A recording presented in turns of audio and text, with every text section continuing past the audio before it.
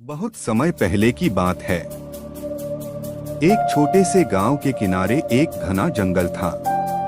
इस जंगल में अनेक प्रकार के पेड़ पौधे, जानवर और पक्षी रहते थे।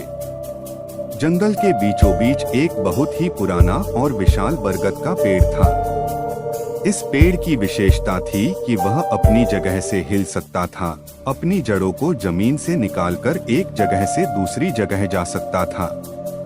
इस अद्भुत पेड़ को गांव वाले चलता फिरता पेड़ कहते थे।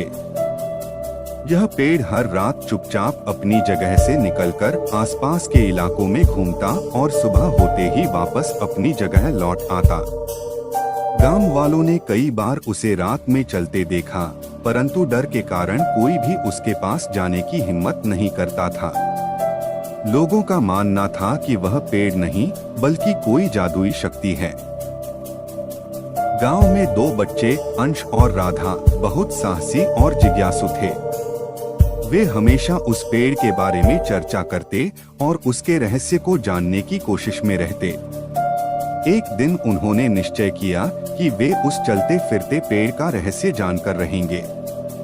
उन्होंने रात में छिपकर पेड़ पर नजर रखने का फैसला किया।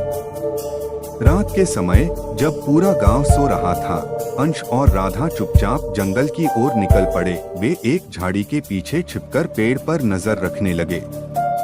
आधी रात होते होते पेड़ ने अपनी जड़ें जमीन से निकाली और धीरे धीरे चलने लगा। दोनों बच्चे चौंक गए, लेकिन डरने के बजाय उन्होंने पेड़ का पीछा करने का निश्चय किया। पेड़ धीरे धीरे जंगल के अंदर की ओर बढ़ रहा था। वह एक सूखी नदी के पास पहुंचा, जहां कई छोटे छोटे पौधे मुरझाए हुए थे। पेड़ ने अपनी शाखाओं से पानी खींचकर उन पौधों को सींचा।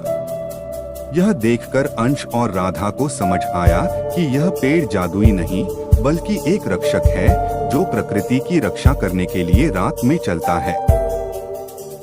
अंश और राधा की हिम्मत देखकर पेड़ ने पहली बार उनसे बात की। उसने बताया कि वह भगवान द्वारा बनाया गया एक विशेष पेड़ है, जिसका काम जंगल की रक्षा करना और सूखे स्थानों में पानी पहुंचाना है।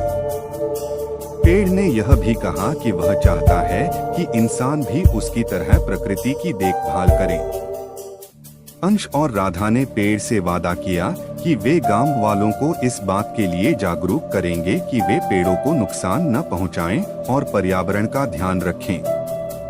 सुबह होते ही दोनों बच्चे गांव लौट आए और सभी को अपनी रात की यात्रा के बारे में बताया। पहले तो लोग उनकी बातों पर यकीन नहीं कर पाए, लेकिन जब उन्होंने पेड़ के साथ हुई बातचीत के प्रमाण देखे तो सभी ने उनकी बात मान ली। धीरे धीरे गांव के लोग पर्यावरण की देखभाल के लिए प्रेरित होने लगे। वे अधिक पेड़ लगाने लगे और जंगल की रक्षा करने का संकल्प लिया। चलता फिरता पेड़ भी अब संतुष्ट था, क्योंकि उसने अपने उद्देश्य को पूरा होता देखा।